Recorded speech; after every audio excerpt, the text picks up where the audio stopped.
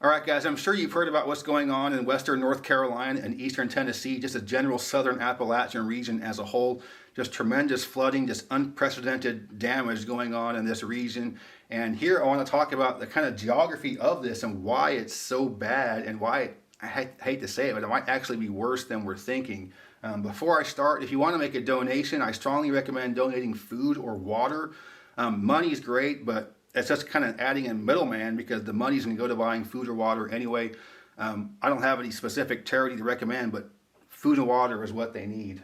So to kind of give a recap of what happened, Hurricane Helene made landfall here in what's called the Big Bend area in Florida. And hurricanes are cyclones, so they rotate counterclockwise. So you think about my thumb and my index finger. If that's the hurricane, what part of it is getting the worst end of it? So my finger, by rotating counterclockwise, that's going to get the worst of the storm. So you talk about they call it the right front quadrant. So it's rotating like that. The part getting it is the worst. So this is coming up like this.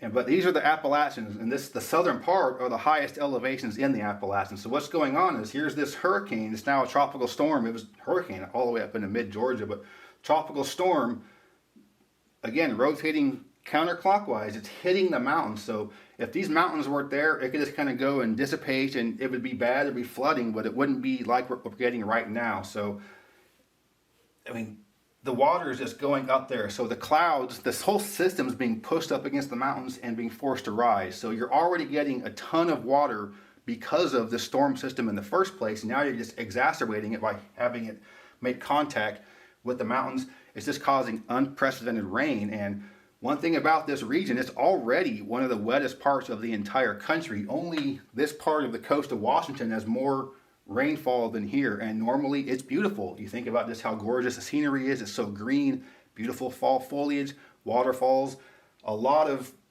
beautiful things.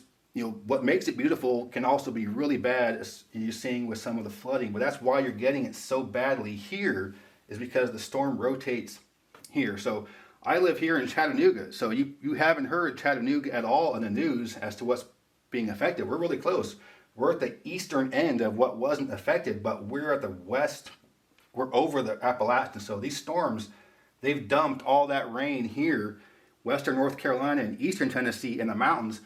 There was nothing left. We just got hardly any rain, really. It wasn't bad at all here in Chattanooga. I've seen many, many worse storms. So that's why it's so bad here. It's just everything getting pushed up there with that rotation. If that storm would have made landfall here, then yes, we would have been heavily affected. But that mountain range really keeps it from, unfortunately, keeps all that rain, all that water into one spot.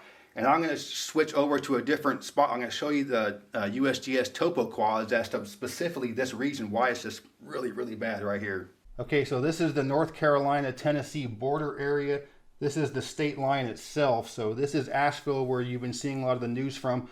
But this entire area has been just incredibly affected. It's just that Asheville is the biggest city in the region. That's the only spot where you have any type of electricity at all, any type of Wi-Fi, any type of communications, any type of road.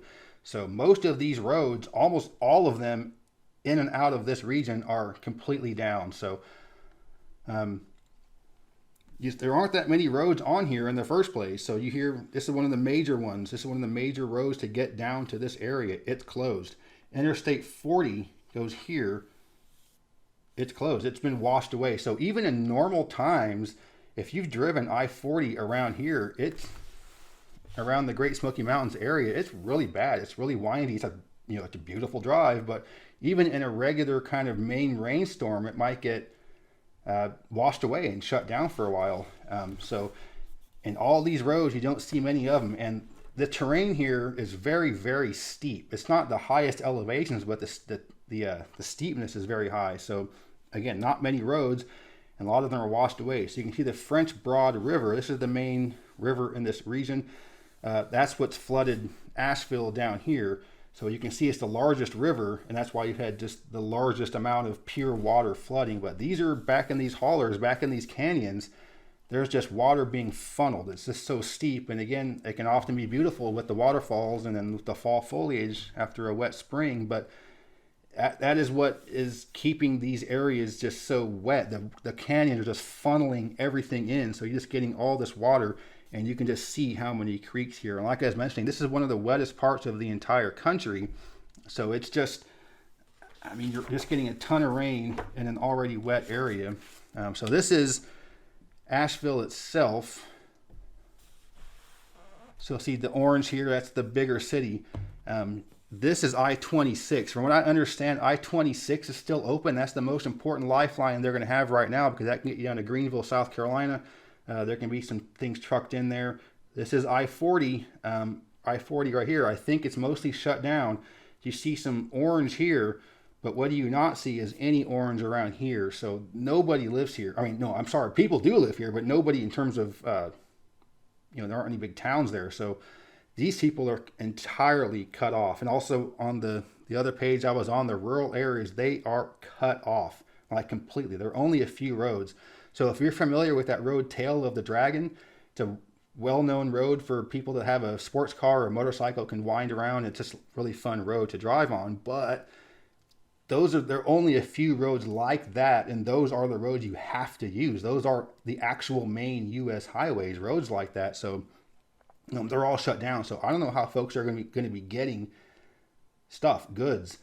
Things are having to be airlifted, but this is a huge region. This isn't just a couple of small towns, and you'll need more than 5 or 6 helicopters. So the response is going to be incredible. I used to work in emergency management. I know the scale of this and just what has to go on. And these are some pretty rural counties, and they don't always have the strongest capabilities.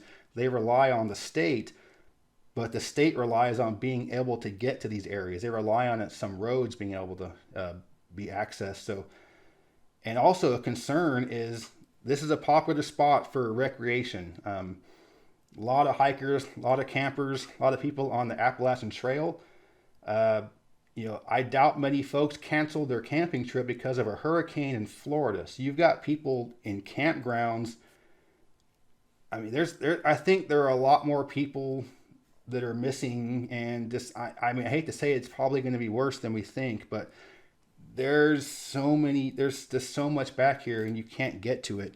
And I'm going to go to the Tennessee one next. So this is the area just north of what I just showed. So this is North Carolina. But you can see here, not much is different. Erwin, Tennessee is, I believe, for what we know right now, is a city that's gotten it the worst in Tennessee. So same situation here, just incredibly steep, a lot of water. And just, again, the storm was coming this way, so all that water got dumped over here. These areas, I mean, it's still got a ton of rain, but yeah, it's really bad. So I think that I'm familiar with this region pretty well, and just the terrain, just the difficulty of getting trucks through there, getting things back there. This is not going to be a normal type recovery. It's going to be difficult. So I just wanted to talk about a little bit about the geography of it, because you might not know why it's so bad here and why it's more dire than you might be expecting. Quote unquote normal hurricane hitting Louisiana or Florida. I mean, it's flat terrain. It's still a mess, and look how bad those are. This is that same type of mess, but with the terrain. And so I don't want to be all doomsday, but I'm very, very concerned about how bad this is going to really be. And the topography of it is, geography of it isn't helping at all. But again, if you can donate food and water, that's what's going to be needed, because I think people that are going to be back here are going to be cut off for a while. I used to live in Monterey, California, and there's a spot called Big Sur. You've seen all the photos. It's that beautiful spot with the, right along the coast, the cliffs, but that road washes away all the time, and people that live back there know to stockpile stuff. But I'm not sure if people that live here stockpile thinking they might have to be cut off for a few weeks, or it might be much longer than that. So we'll have to see. This is again, not a ton of people in terms of total population, but the vast majority of people that do live here are cut off, because there's, again, very few roads. Interstates washed away. So that's pretty crazy when interstates are being washed away. But that's the situation here. I'm not going to get into specifics. I'm not the local news or anything like that. So people have asked, where's the government? Where's the National Guard? They're there. they're there. This response is different. So, yeah, it's again, I don't want to be doomsday, but this one's a little bit different in that regard in terms of what needs to be done from a response capability. But yeah, so that's, hopefully it's not as bad as it is. Hopefully it's just people that have no communication. They're just sitting in their house chilling, wishing life was better, but they're doing okay otherwise. I'd hope that's the case, that people are just cut off but safe. But we'll see. But that's why they are cut off, because these roads, aren't many of them, and the few there are washed away. A lot of spots that are floodplains are flooded. A lot of haulers got washed away. So it's a normally hurricane response. You're not talking about haulers and mountains and landslides and mud flows, but you are with this one. So hopefully it isn't as bad, but this is the kind of geography of the situation in case you were curious. You're going to hear a lot of the scientists and the politicians talk about what's going on here, but this is just kind of the geography of it and why it's happening here and why it's so much worse here and as opposed to other spots around the region.